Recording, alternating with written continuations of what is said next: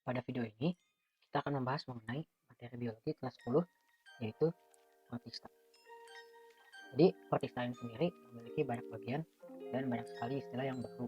Karena itu, bab ini menjadi salah satu bab yang paling sulit dalam materi kelas 10 biologi. Jadi, apa itu protista? Protista itu adalah salah satu kingdom, seperti halnya Animalia dan Pantae, yang dianggap makhluk hidup pertama. Jadi protista ini sendiri memiliki beberapa ciri. Yang pertama yaitu eukaryotik. Eukaryotik seperti yang sudah diketahui sebelumnya merupakan nukleus dan organel permembran. Jadi khususnya pada nukleus ini diketahui bahwa mereka itu bermembran, tidak seperti prokaryotik yang nukleusnya dan organelnya tidak bermembran. Kemudian dalam protista ini merupakan ciri khas yaitu bisa jadi uniseluler, yaitu hanya memiliki satu sel, ataupun multiseluler, itu banyak sel. Yang ketiga itu bisa bersifat autotrof.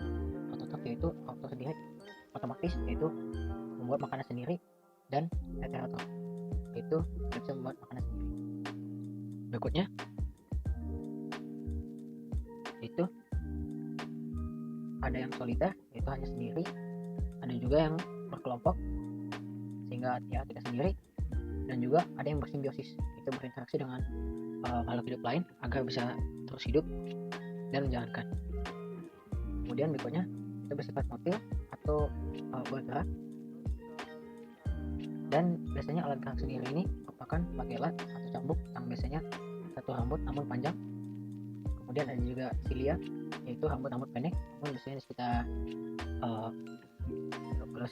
selnya sendiri, dan juga ada pseudopoda atau disebut juga kaki semu yang biasanya kurang diketahui yang mana kakinya. Berikutnya yaitu aerob dan anaerob. Aerob sendiri itu berarti tidak memerlukan oksigen untuk berrespirasi, dan anaerob dari kata an itu merupakan tidak butuh oksigen untuk respirasi. Berikutnya yaitu habitatnya umumnya di tempat lembab. Dan berikutnya untuk reproduksi sendiri ini bisa dibagi menjadi seksual dan aseksual. Pada seksual sendiri ada namanya isogami. Isogami ini yaitu dua gamet motil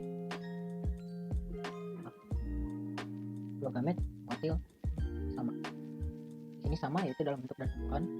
Kemudian ada namanya oogami,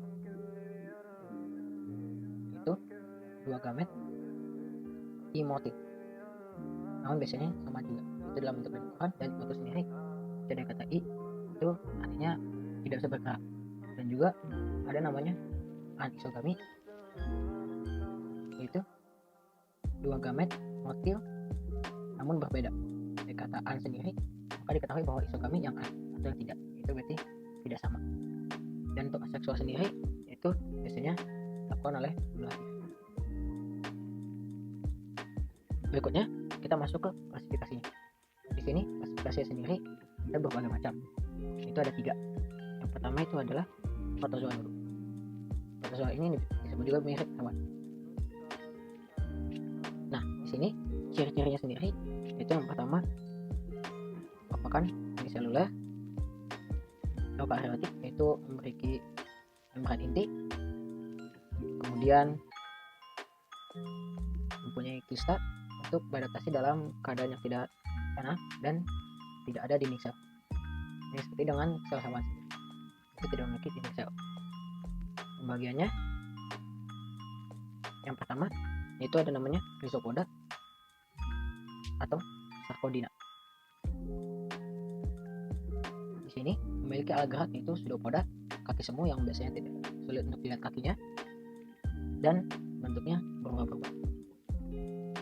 Kemudian ciliata dari namanya sendiri yaitu cilia, atau bisa disebut juga dengan cilia pora, itu memiliki alat gerak cilia dan bagiannya sendiri terdiri dari makronukleus, itu nukleus yang besar, dan mikronukleus.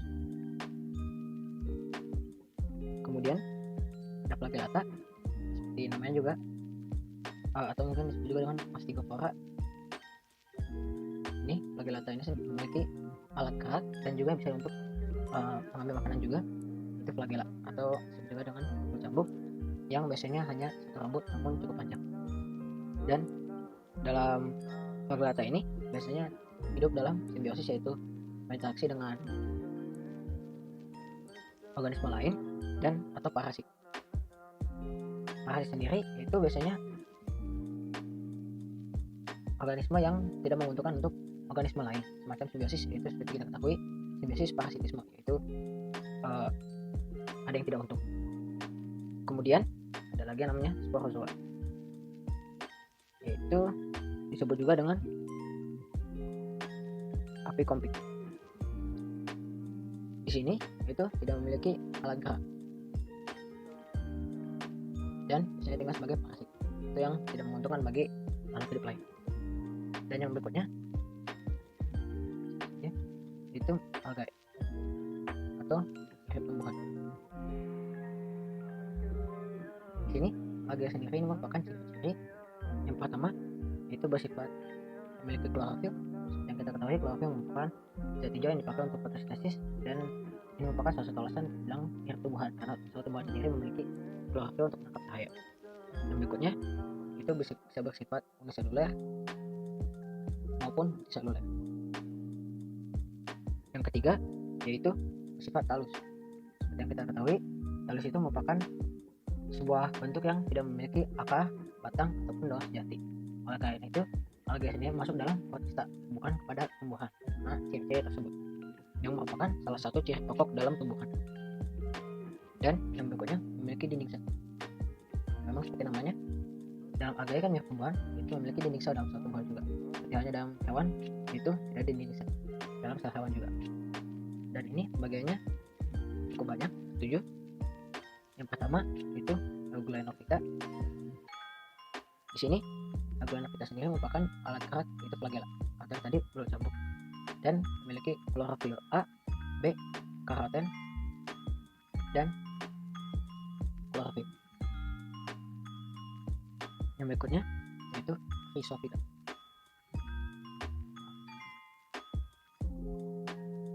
Rhizophyta sendiri yaitu biasanya berupa warna coklat keemasan, dan klorofil yang dominan yaitu picosantin dan karoten. Yang berikutnya yaitu Pyrrhophyta. Seperti mungkin sudah mengetahui, Pyrrho merupakan dari api. Oleh karena itu, Pyrrhophyta sendiri merupakan sel ganggang api. Dan klorofil yang dominan yaitu ada picosantin, picobilin, dan xanthophyll. Pyrrhophyta ini sendiri disebut juga dengan Pinoflagella. Yang berikutnya yaitu Phaeophyta. Phaeophyta sendiri ini biasanya berupa warna coklat, dan klorofil yang dominan yaitu karoten dan kosantin. Yang berikutnya itu ada Bacilla Heliophyta. Di sini warnanya biasanya berupa kuning atau coklat. Dan Bacilla Heliophyta ini cukup khas karena memiliki dua bagian, yaitu bagian kotak atau hipoteka dan bagian tutup atau epiteka.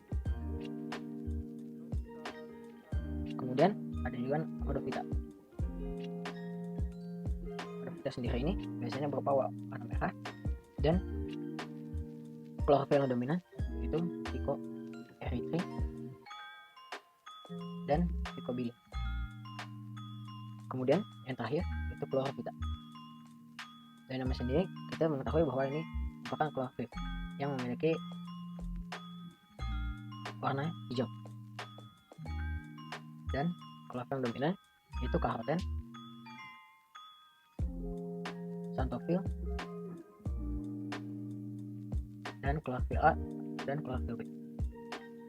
Kemudian yang terakhir itu merupakan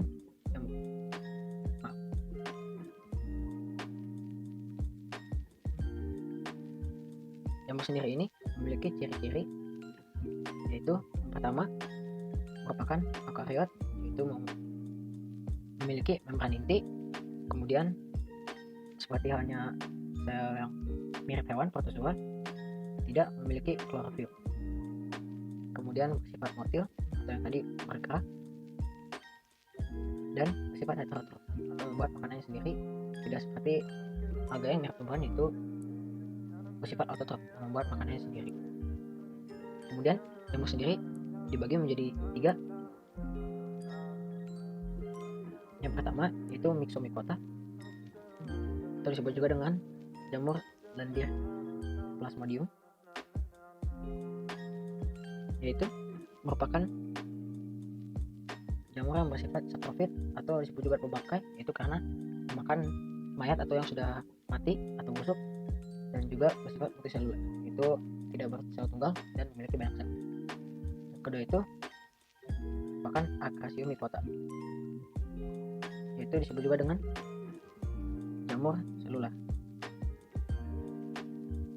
Jamur selular ini itu bersifat sekat atau memiliki sekat maksudnya, dan dominannya haploid. Seperti yang mungkin sudah diketahui, haploid sendiri merupakan gen yang bersifat N, itu hanya tunggal. Sementara kalau diploid itu merupakan 2N. Haploid sendiri ini yaitu maksudnya hanya satu set sendiri, dan biasanya haploid itu hanya terjadi pada sel telur dan sel ovum, namun sel telur atau sel sperma. Namun dalam kasus ini dominannya merupakan haploid. Yang terakhir yaitu ada Oomycota, itu juga disebut dengan jamur air. Itu biasa tinggal di air atau tempat lembab, dan sel telurnya sendiri lebih besar, karena jika diketahui OO itu merupakan maksudnya dari telur, dan oleh karena itu sel telurnya lebih besar dari sel spermanya. Nah, kemudian kita masuk pada contoh soal. Soal sendiri beragam karena dalam banyak teori ini, maka salah satu contoh yang dapat diberikan itu diberikan berbagai ciri. Ciri-ciri yang pertama yaitu bersel satu atau yang seperti kita sudah ketahui uniseluler, kemudian bebas bergerak, atau mungkin disebut juga dengan motil, dan soliter. Soliter sendiri merupakan menyendiri atau tidak berkelompok. Ketiga memiliki membran inti atau disebut juga dengan eukariot, dan memiliki juga sitoplasma jernih. Dan yang terakhir cirinya yaitu tidak tampak dinding selulosa. Nah, jadi dari contoh soal ini kita harus menentukan termasuk dalam protista apa. Seperti yang kita ketahui, protozoa atau protista mirip hewan itu tidak tampak dinding selulosa, seperti halnya algae, dan memiliki membran inti atau eukariot, dan seperti yang di ciri ini, dan bersel satu juga atau uniseluler. Selain itu, sebenarnya ciri-ciri dalam protista sendiri masih banyak, baik dalam hal protista, algae maupun jamur. Oleh karena itu perlu dicari lagi, namun kebanyakan juga dapat dinalakan sendiri. Di sini bebas bergerak seperti yang kita lihat, itu semuanya memiliki alat gerak kecuali sporozoa, yaitu oleh karena itu maka kita dapat menyimpulkan bahwa ini sendiri merupakan protozoa. Oke, jadi kita masuk ke dalam tipsnya sendiri. Untuk tips pertama yaitu kita harus coba mempelajari istilah-istilah yang digunakan, misalnya seperti cilia, flagella, terus kemudian misalnya awalan seperti a, an, dan a lagi misalnya. Ini dapat membantu dalam menyelesaikan soal, karena dengan demikian kita tidak perlu menghafal, dan siapa tahu kita mengetahui kata susah namun memiliki sebuah kata depan atau sebuah bagian kata yang sudah kita ketahui, maka kita dapat mengetahui atau menebak kira-kira arti kata tersebut sebelum kita ketahui. Ini akan memudahkan dalam mengerjakan soal, dan kita tidak perlu menghafal satu-satu semuanya. Dan yang kedua, itu kita harus mengerti materi tersebut, bukan dihafal.